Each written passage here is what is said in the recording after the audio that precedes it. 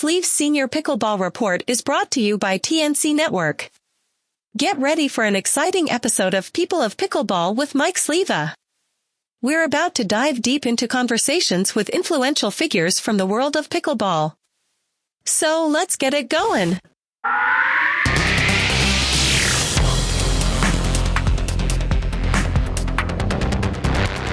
All right, today we have an interview with senior pro David Komie. David has started a new podcast called Komie's Homies. There's a couple episodes out right now. And we talk about everything from MLP, PPA merger, a little bit of APP, and of course, a bunch of senior pro stuff, a little bit of music, and some of the things he's overcoming as far as some of the surgeries he's had over the fall and what he's looking forward to when he comes back to play. All right, but before that, let's talk about some of the things that you should check out in the description.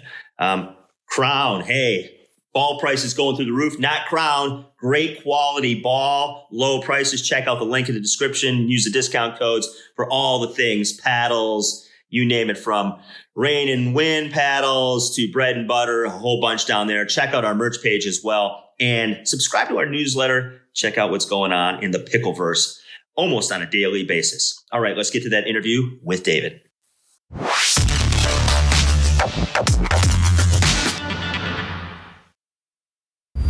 All right, we have David Komie. He has been playing pickleball over the last few years at a very high level, at the senior level.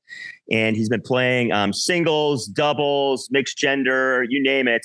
And he's also got a podcast going as well that just started, and he's had some pretty big guests on, which we'll talk about.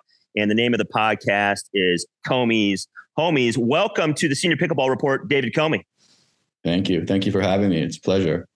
Yeah, man. Boy, I'm sitting in our guest house on a property I live on, which I didn't get the fire started, so it's probably about 45 degrees in here, and you get that cool background going with the waves and the palms. Yeah, but it's really in Austin. It's really about 50 degrees and like 40 mile an hour winds. It's crazy out there right now. So it's all an illusion. It's nasty, like a lot of things. Right. So I always start basically with, kind of how we all got into this goofy, crazy wiffle ball addiction game. And so it'll be no different from you. Talk to me a little bit about your athletic background and then what kind of brought you to pickleball itself. Well, I love tennis, and I played it as a junior, and I played it in college. And then I tried to play, at the time they weren't called futures. They were called satellites, pro stuff. And I basically didn't have any money, and I wasn't that good. So, I would go to these ones, they'd come through Florida, or maybe they'd go, you'd play the South or something. So I'd play a few, and, I'd win some matches, but they were in the qualifying. So I never even earned a single ATP point. But I kept on playing, and I played through, that. And, I played in Georgia and the South, and I did all those things. Then I moved to Texas and played there. And then I tore my shoulder once, had some other injuries, and finally I tore a calf muscle, and I was like, that's it, I'm good. And I think that I took 17 years off between the time the last time I hit a tennis ball and the time I first hit a pickleball. And I went out with like my sister-in-law at this place called Bolden Acres in Austin. It's like a bar that has a couple of courts. Yeah. And the ball bounced, I had a bad shoulder, right? So everything overhead kind of sucked, right? But the ball was bouncing like super low. And I'm like, well, I might be able to hit this ball because everything's so low. And I went back to Continental grips, where, that I used to use years ago, chip and charge and serve and volley, all that stuff. Sure. Yeah. The interesting thing though was then the ball was bouncing so low, and I had spent no time really doing athletics other than maybe at the gym or something like that, that I started pulling muscles like in my hamstrings and my butt because I was having to get down so low. So, right. Squatty. And then, within 2 weeks of playing at Bolden Acres, I built a court at my house. I started building a court at my house because Austin, there's a bunch of great players, but there's still a lack of courts. Okay. And so I built a court at my house and got a ball machine, started having people coming out training. Loved it. I was addicted. It was during COVID too. I started like when everybody else did around COVID. Yeah. And then I started playing tournaments, and then I realized I can travel again like I used to and be like a kid again, be all excited about traveling and playing tournaments. And so I did. Yeah. It's been an amazing journey. I met a lot of great people, had a lot of good times. The pickleball community, I think, is amazing. You're right. And, it's just been a gift that came, I think, late in life for me. Yeah, absolutely. I think we all sort of feel that same way. We've kind of gotten a second chance to do something athletic in a game that obviously, I don't know if anybody saw this coming of what this is becoming or has become already. I played beach volleyball in the 80s and in the 90s, and that game exploded, but is a microcosm compared to what's happening in this game. You could talk a little bit about what you think, because obviously you got into it and it blew up too. So, well, I have an interesting perspective, right? Because I live in Austin and I'm friends with like Steve Kuhn and Brooks Wiley. Yeah. And so the game of pickleball was small, but it was broadly recognized as the fastest growing sport in America. So they would come over and we'd play and we'd sit there afterwards, and, or maybe in between, and they would talk about Major League Pickleball and, Duper and all these kinds of things.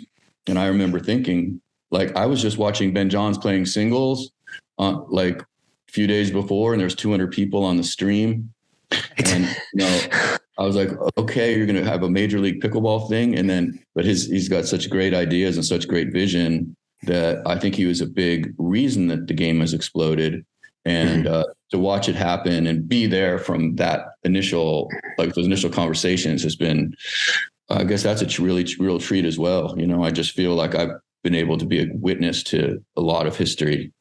Right. And now obviously, you have a podcast, and I'm assuming you started already with the first 2 episodes to explore some of those avenues. Talk a little bit about how the podcast came to be, and then we can kind of delve into some of those topics. So I got injured. I needed to have 2 surgeries, and I wanted to stay busy. So I've done things like I'm the president now of my community's pickleball association, which may be one of the dumbest things I've ever. Big responsibility, David. Don't fuck this up. Oh my God. It's like so many hours a day, and it's so unappreciated. But anyway, and then I messed around with being an agent, because I'm a lawyer, and I'm friends with a lot of the players, and I didn't really like that. I'm kind of semi-retired from my law career. I mean, I have a thriving practice, but I don't really do it. My brother handles it. I delegate a lot out. Yeah. But I thought about doing a podcast. So I wanted to find something that I really liked about pickleball, that I could do other than just play and compete. Sure. And so I've always listened to podcasts. And I think one of my things with podcasts that I always didn't like was when the host does all the talking, and I really wanted to kind of get into more of a biographical thing with people. I thought there was an opening for that. And in the pickleball community, it seems like the podcasts are done by a lot of young people, and they kind of want to know a lot of they want to talk about the latest gossip and this and that. And I kind of wanted to go into, more of a biographical thing where you could go back and say, well, I want to know about that person. And then they go and they find my podcast. Like I was supposed to do, Vince Van Patten was supposed to I was supposed to work with him yesterday, but he's got COVID. So I rescheduled that one for later in the month. That'd be nice. Yeah, that'd be fun. Yeah. I mean, he's got an incredible background. That's absolutely real Renaissance man. So anyway, it turned out that after I did the very first one, I had Zane Nabertil. I walked out of there and I was like, that was amazing. I love that. I'm going to continue to do that. Yeah. And so right on. Yeah. I mean, great choice for first guest. Zane grew up about 30 miles from where I grew up in Wisconsin. So I have never really spoken to him, but I'd love to have him on sometime. But I like watching him mainly because I don't get a lot of bullshit when I listen to Zane, and he's not afraid to speak a little bit of truth to power in the pickleball world, which is refreshing. So almost to a fault, but I think he's a brilliant young man. And I mean, he has got so many sponsors and he got them all himself. He's done clinics. I mean, he's really figured out, I think he's so afraid to go back to be an accountant again. He's really worked it, and he's an example for a lot of people to follow. And when he speaks, the other players listen. Yeah, absolutely. I think he'd be a great leader down the road, and he is one already, but maybe in an official capacity. Sleeves here, Senior Pickleball Report powered by TNC Network. Just finishing up a practice session, the world's worst pickleball courts, and been playing with these bad boys for a while. Crown Pickleball, link in the description. Check these out. Great ball. I haven't cracked any yet. Of course, I'm an old man, but really cool ball.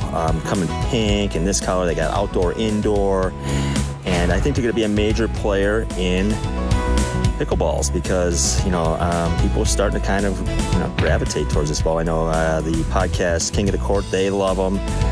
I love them. People are talking about them. People are giving them away with their paddles because they know it's a reliable, solid ball. So check out Crown Pickleball. New player in town, and man, they came out with a bang. So love it.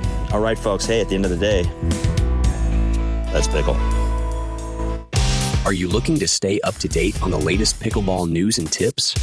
Look no further than the Sleeves Senior Pickleball Report newsletter.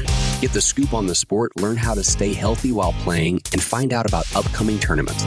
Subscribe now to get all the pickleball info you need. Yeah, so let's talk a little bit about obviously some of the people you've rubbed shoulders with, and some of the things going on again with Major League Pickleball, PPA, a little bit up on the side. We got the APP, so it's still the wild, wild west of professional pickleball. You are in really in a state and in a city that it can be considered a lot of the epicenter of what's happening along those lines. Talk a little bit about what you've seen over the last year and maybe what you see coming for 2024 as far as some of these things, with the merger and maybe not a merger and obviously new balls and all of those things happening at once. And then we got a tournament starting up in a day or two here. So, all right, where do you want me to start? Do you want me to start what's happened in the last year? Yeah, let's just start like the last. It really could be the last 6 months. It seems like every 2 weeks there's something new, right? I mean, the merger was on.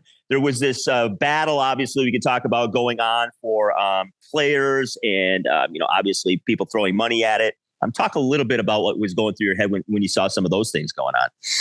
So Steve Kuhn is a friend of mine, and he's a real sweetheart of a guy. And his motivation in all of this has always been the love of the game and really wanted to give these players an opportunity to not have to work a day job and to make money at pickleball. Right. So in comes the PPA and those guys, and they bring in a major, benefactor. Mm-hmm, sure. He's got a lot of money. And so that guy's ruthless. Right. So now you got this guy who's in it for all the right reasons, a real sweetheart of a guy trying to have business dealings with just a ruthless guy. Yeah. And it's not been a good fit. The PPA has not wanted to be collaborative. They wanted to dominate. And, it's just a bad fit. I think they're talking about a merger again.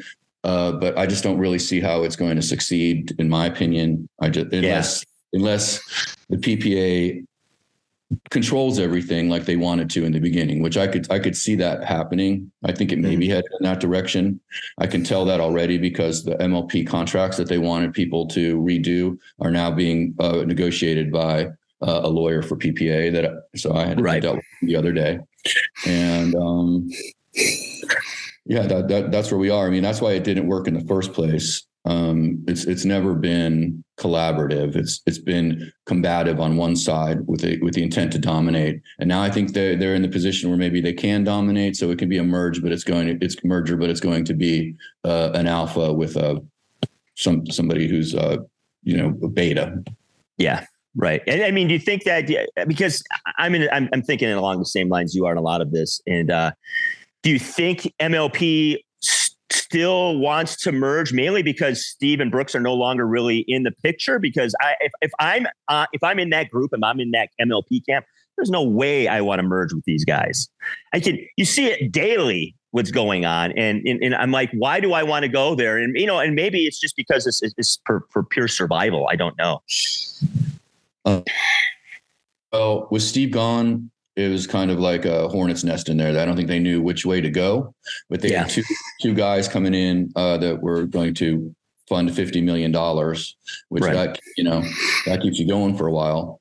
I think though, from what my perception is, then they went and met with the billionaire from the PPA, and then their allegiance changed from pro MLP to pro Newco, which is the new company that's the merger. So they kind of, I think they kind of moved their chess piece a little bit, and that's allowed, I think, for this to, I think there can be a merger, but it's going to be, like I said, with an alpha, and it seems to me that if I'm a player, that when all the bidding war was going on at the end of August and early September there, and I signed with MLP, and I've seen the way the other entity has generally regarded people who have not been in their camp, I'm a little worried. One, from obviously a negotiating standpoint, but two, just from what I call petty things, things like seating, whatever happens to come, whatever, preferred parking, who knows? You can see the seating now. Did you see you saw that, right? I did. I saw this morning the Jack Sock and Jeannie Bouchard and people that earned points all season that no longer are getting the buys that they've earned, because obviously these are two people who were signed by the PPA and are somewhat of the new face of what they're trying to promote. Yeah. And first tournament of the year, and we're still doing the pro wrestling type thing where, nothing really matters and it all seems to be rigged on some level. Yeah. They get double buys. They haven't even really, the Jeannie Bouchard hasn't even played before. She's got a double buy. Yeah. She's a 2.0 according to, well, I'm sure she's going to be good. I'm sure she'll be fine. I don't know how well she'll do at that level right away, but I mean, obviously she incredible tennis player at one point in her life. So, and still is, I'm sure. And she's very marketable. She'll probably be, I don't know if she's playing singles, but she would be good at singles probably right away. Mm-hmm. Yeah. Yeah. So it's sort of the same old thing kind of going on here into 2024. So it's going to be interesting to see, because I believe what the end of this month is supposedly the deadline of whether this merger is going to happen or not. I mean, well, we were hearing it's going to happen on the 9th, which is today, and I don't know. Yeah, I don't know. I know, so MLP had over $1 million worth of attorney's fees in the last bit here, and I've seen some of the documents, and they seem to be a little bit all over the place, and they always have these really strict deadlines, and it's just everything it's like, to me, it's done by people who are worried and scared. I don't know if they have a lot of strategic direction, and I don't know if the MLP can have a lot of real strategic direction when it comes down to the end of the day. They need the PPA billionaire to sign off on things. So it's a very fluid, very confusing time. Especially I feel bad for the MLP athletes.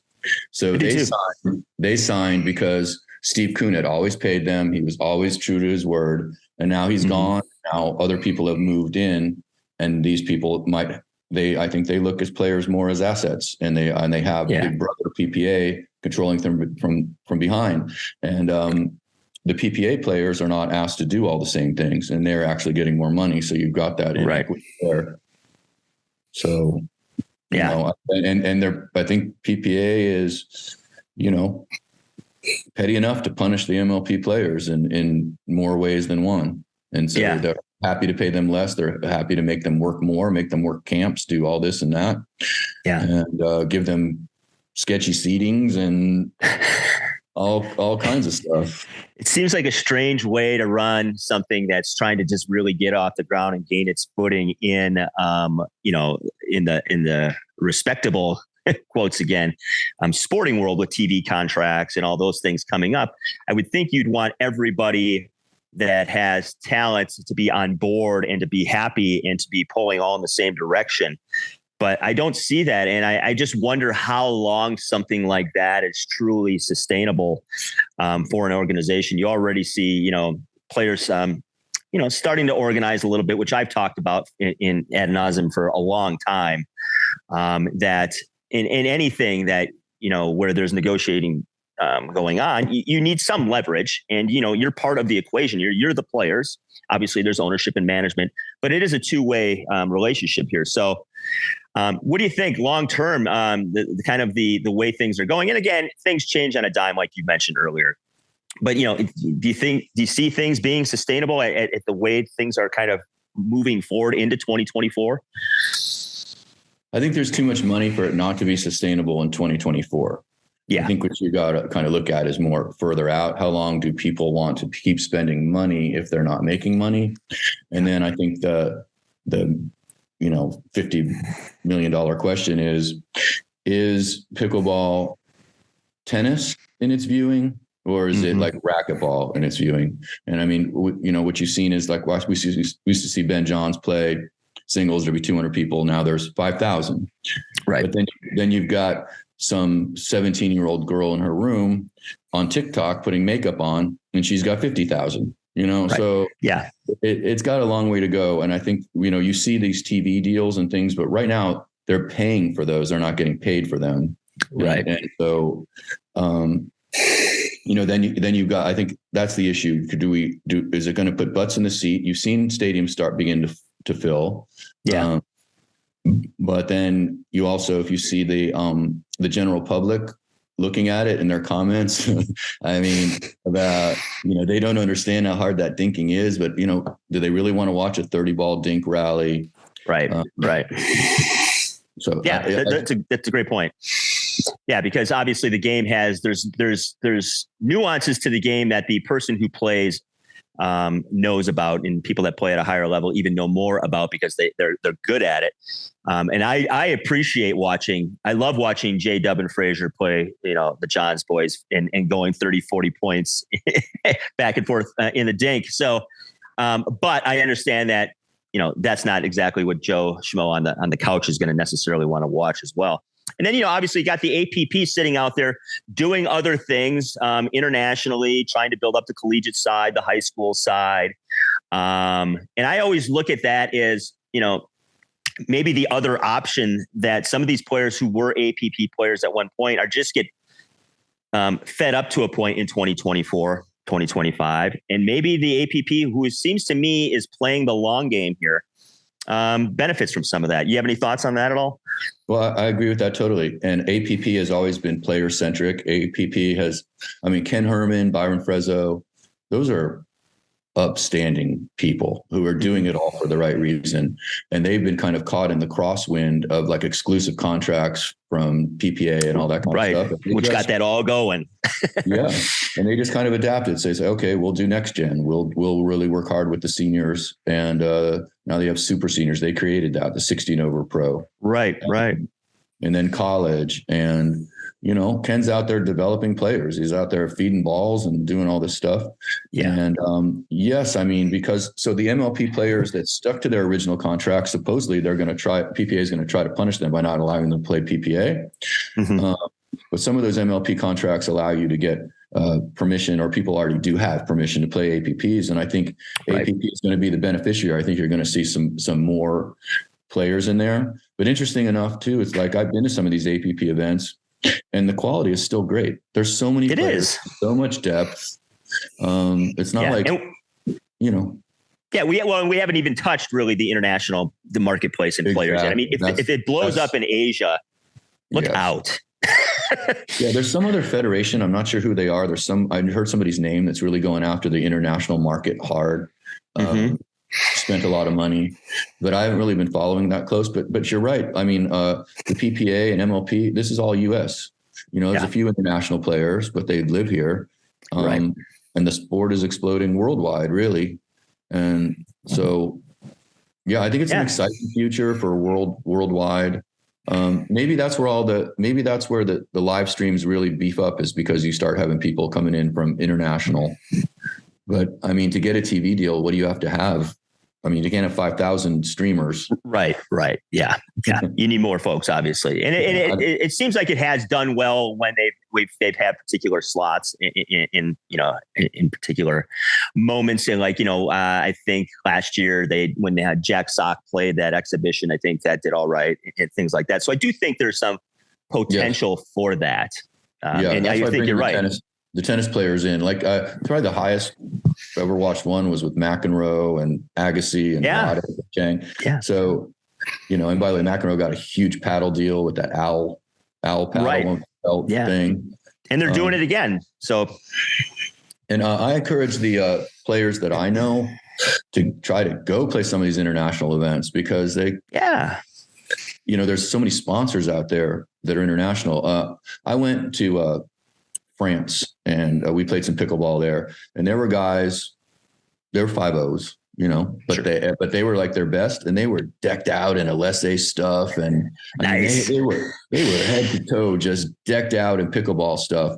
And, these American players are, if they went over there, they would probably dominate, and then they could really increase their sponsorship. Yeah, absolutely. They could be, like you find out once in a while, some rock band is huge in, Japan, and then it have to be a U.S. band. Like Cheap Trick went to Japan and got big. Tom Petty went to England and got big. That's what I'm telling these guys, like, that I know. You're 30 in the world. Go play the English Open, or go play the Italian Open, or whatever. Go to Asia and win and be the man. Leapfrog over this thing. Right now you're getting screwed on seedings. Right. Dominate. Yeah, exactly. Well, let's talk a little bit about something that is a little more in our age group, and that is the growth and the newly formed leagues and tours for people who are 50 plus, 60 plus, namely, obviously, the National Pickleball League and the Senior Pro Tour. So we have a bracket-based tour, and we have a team concept like MLP, slightly different, obviously, in certain aspects, but pretty cool to see seniors sort of, read the tea leaves a little and kind of go out there and really create things on their own. And because obviously they have a lot of professional knowledge, they have a lot of life knowledge, and they have a lot of means to do so. So talk a little bit what you've seen over the last year or so, and what your thoughts about the growth of the Senior Pro game. Well, we've seen that for sure, that you've talked about, but I don't know if you know, the APP started their own team-based Champions 50 and over, and then there's 60 and over pro league, which I got drafted in that league. So there's more leagues. I think it's great. Let's see. So the Senior Pro League that Matthias does is great, and its angle is that 100% of the prize money goes to the players, and it's really player centric, and I think everybody's really enjoying it. And now they have 60 and over. And then they've got a futures thing, like 40 to 49. Right. People kind of in that no man's land, so to speak. Yeah. And what I thought was interesting is as I heel here, it's like they've got 60 and over pro singles, which the APP doesn't have. And then the leagues. Okay. So the leagues are just fun. And when you're over 50 and you're playing pickleball, or over 60, you want to have fun. And those for sure look like little kids out there screaming and yelling for each other. And sometimes the tournaments can be a drag, right? You always start at 8 a.m. So you got to get there while it's still dark outside. Get out there, for me, that's a problem, because I like to go out the night before maybe and have dinner with friends, maybe have a beer, but it's like, oh shoot, I got to go to bed because and then you end up playing a lot of pickleball, hopefully, but then there's a lot of waiting around. Yeah. And, there can be issues, there's all bunch of players around you, but in the team event, I don't think it's like that. So I think that's killer. I think Rick Witzkin and Beth and Michael Chen have done a great job. Everybody I know that played, for the most part, wants to go back and play again. Yeah. And then the APP, what I like too is like APP is increasing prize money. There's really good prize money in the APP leagues because they're sponsored by the AARP. Okay. So there's more money, more opportunities. And if you love pickleball, there's so many opportunities for you to play. The only thing about the leagues is I think you have to pick one or the other. You can't they don't want you to do more than one. Yeah, it's tough. It's almost like it seems like the senior pros have more options than the open pros. It's like, I can go do this. And if my schedule works for this particular entity and doesn't work for that one, I can kind of mix and match. So I think it's pretty cool. It seems like it's what, pro players, open pros used to have a few years ago before contracts started getting thrown around and things like that. They had a little more options and they could float. You're right. You're exactly right. Because for the young pros, they're really trying to restrict them and have exclusivity. Yeah. And it's an exciting time for senior pros, I think, And I think it's also partially reactive to the PPA doesn't acknowledge the senior pros hardly. They don't even want to call them pros. They call them open division. Yeah. And like you get parking. You don't even get like refreshments in a tent or anything like that. Sleeves here with the Senior Pickleball Report, reminding you to check out our podcast, People of Pickleball. That's where I speak with all the people in pickleball, the industry, players, team owners, apparel creators, people that run organizations, people that create apps, you name it. We're talking to them on People of Pickleball. It's in the playlist of our YouTube channel. It's our podcast. Check it out. Lots of good information there, and lots of really cool folks doing amazing things. You can also catch our podcast on Spotify and Amazon. Check out the link in the description. I wondered, I've said this out loud, and I was on a podcast the other day. I think as we go along, and I'm talking open pros that are starting to kind of figure out that, we need more of a voice. And they've done this playing wise as far as, having mentorships with senior pros. But I think they could do the same thing and starting to look at what the senior pros have done over the last year or two. They don't necessarily have to replicate it, but they can take some things from that and learn from these folks and pick their brains about what can we do? Because, if you're a Division III tennis player and all of a sudden you got 3 days to sign some contract and you don't have an agent or anything like that, that's a tough position to be in. But when you have a group of people like, that we get to play with and against, who have all the professional, experience, whether they're, in marketing or they're in law or whatever it happens to be, they do have that benefit of sort of leaning on one another, and not everybody has to depend on one billionaire to do something for them, or not do something for them. So what do you think about the idea of maybe, some of these open pros really sort of looking at what the seniors are doing and, talking to them about it? Well, I think that some of the top senior pros are actually coming into the pro level as coaches now. Yeah. So as coaches, then you become kind of a confidant, kind of like a big brother or sister or whatever. So there is some of that. And the problem that you have is that money talks.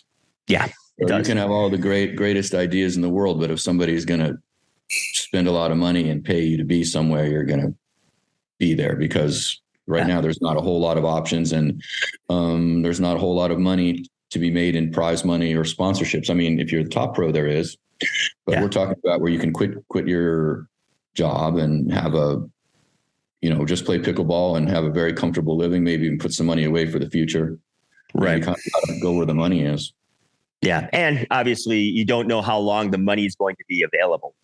You don't, this could all just go away overnight. And with a year, we've seen that. So yeah, I can tell you, that's why the things that I've worked on, we try to get money up front as much as we can, because, it would not be surprising to anybody if a few months out the check stopped coming from one source or another. Yeah, for sure. So let's go. Yeah. And that's the thing. It's, whether this merger is going to happen or not. And we already saw, people sign contracts and people are being asked to take pay reductions, and the contract wasn't even, in play yet. So again, it seems like we're in a very somewhat volatile spot. And I don't blame people at all for trying to get some money while they can, because obviously a lot of these folks are young and the difference is they're trying to make a living where we have made a living already. And this is all bonus for us. So you're retired? Yeah, I retired pretty early in my mid 40s. I was a school teacher, and then just kind of left and went off grid and started growing some stuff once in a while. So. Okay. All right. Well, good for you.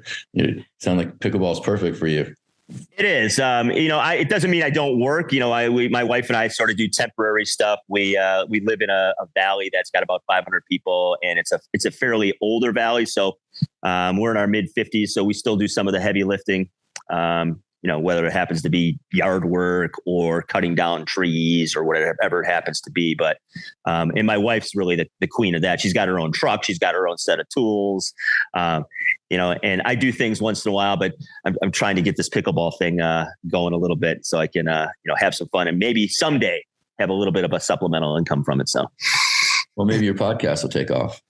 Yeah. I mean, who knows? I mean, I'm in a movie that's coming up that's about the tour wars. And I'm actually narrating it. And I actually did interview Steve Kuhn briefly at MLP Mesa last year, right before the finals. He came out to stretch his legs and I had about 3 minutes with him. And I had the same impression, not knowing the man at all, but really sweet guy. I mean, gave me his time. I was doing for my channel, I was just there interviewing a bunch of people and, told them kind of how I lived and stuff. And really gracious guy with the time he had, considering the finals were literally about 10 minutes away.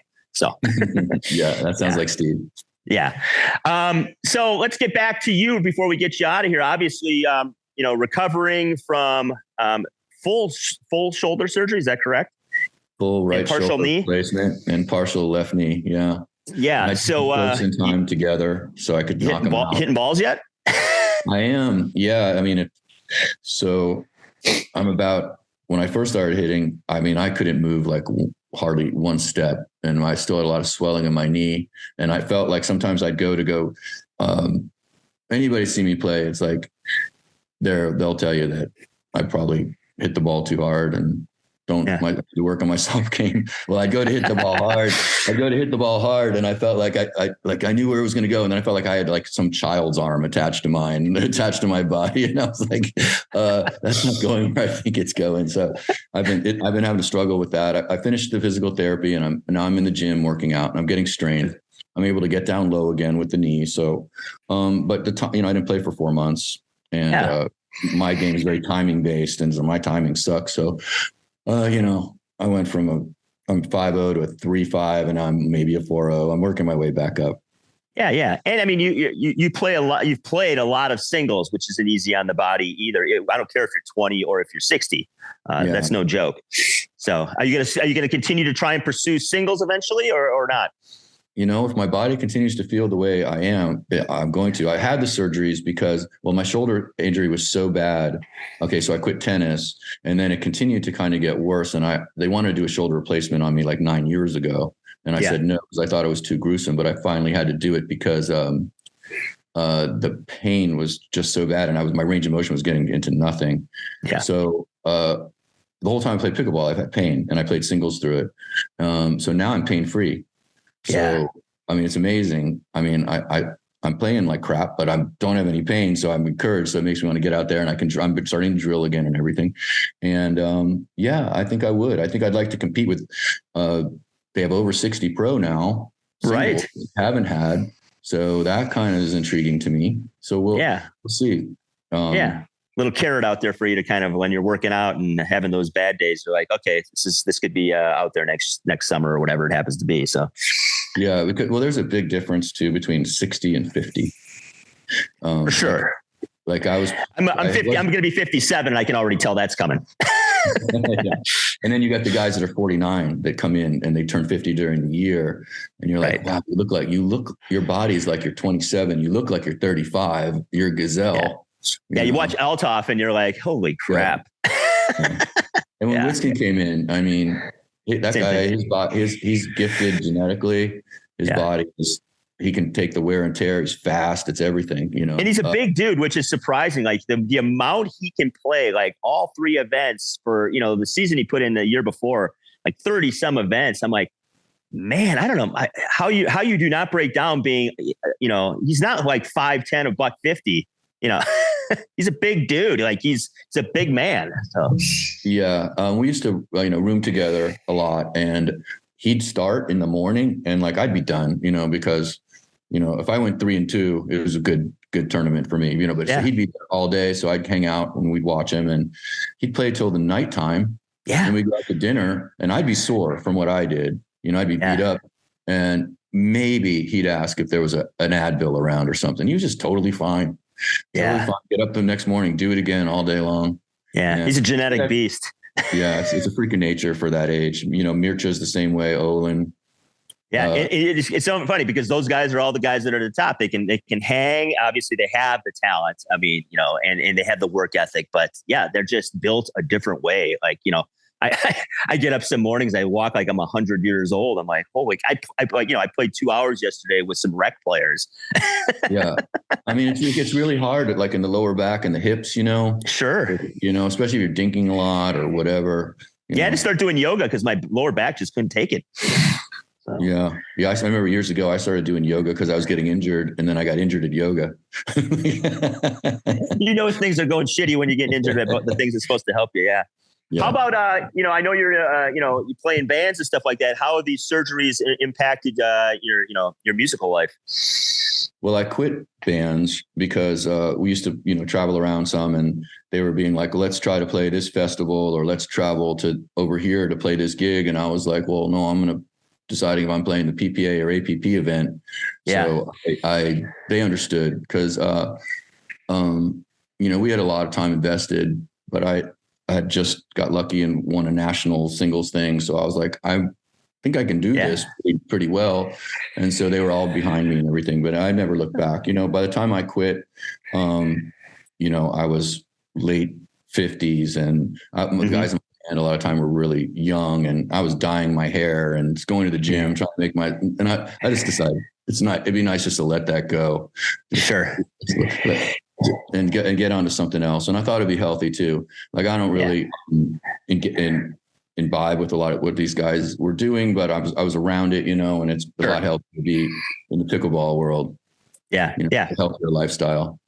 Yeah. We all have to do that. We had to make choices for this sport. For a different choice for me, I was a runner through high school, college, most of my adult life. And, I just could not do both. My knees and hips and ankles could not do both. And I'm like, you know what? Pickleball is it's a new challenge. It's more fun. I've run 30 years. That's enough. I'm going to do something else as well. And so when I told people I stopped running, they're like, really? I'm like, I did it, man. It's fine. I'm not going to get any better at that.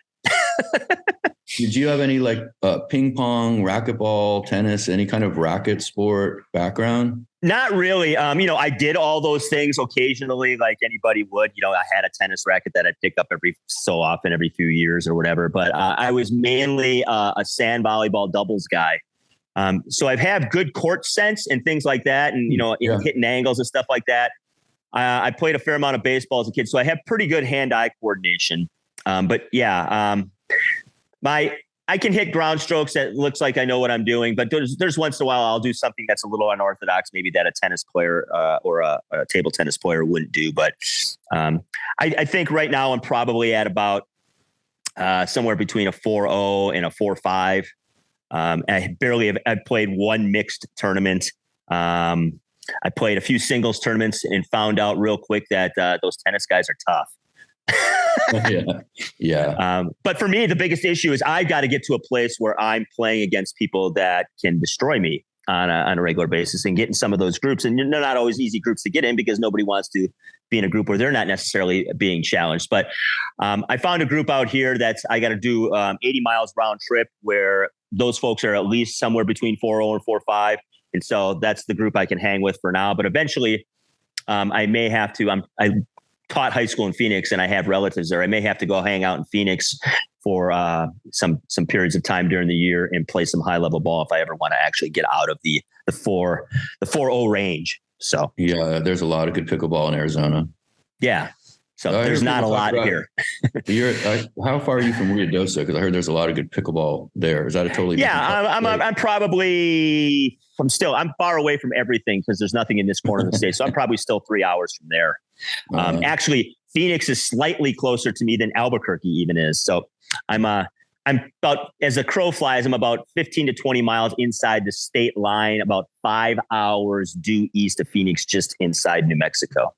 Okay. So, but that's, it's okay. I'm kind of delving into other areas where it'll allow me probably to travel a little bit and play some places. So we'll see what this year brings with opportunities, hopefully from the film and the channel as well. And, just making connections with folks like yourself too. It's always good to talk to folks to see what they're doing, and then, get a chance to meet in person someday, whether it's at a tournament or not. So yeah, I'm sure I'll see you out there. Yeah, man.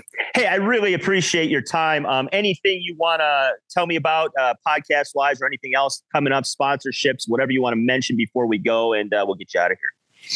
I would just say I'm sponsored by Gearbox, and that new Pro elongated paddle is unreal. It's like I've never been able, like, so you think it's power, right? But I've never been able to drop volley like I have with this thing. It's got so much feel, so much spin, so much power. Yeah, I have to give a shout out to Gearbox. I've heard nothing but amazing things about that pedal. I have not hit it yet, but I've talked to several people who have, like yourself, and same thing. They're like, "Oh my God!" And it lasts. I mean, that's the thing about Gearbox; they last through a year. Yeah. And my first paddle was a Gearbox because I'm like, I can't afford. It's before the channel. I can't afford to be buying paddles all the time. I need something that's going to last me a while. It did. I still have it. So. Hey man, appreciate it. Listen to Komie's Homies episodes coming up. He's got 2 out at the moment, and great show. I'm a subscriber and subscribe to his channel as well. And thanks for your time, David. Hope to catch up to you in person sometime, man. All right, thank you, my friend. All right. Hope you enjoyed our interview with David Komie. All the links in the description. And hey, at the end of the day, it's all about one thing. Let's pickle.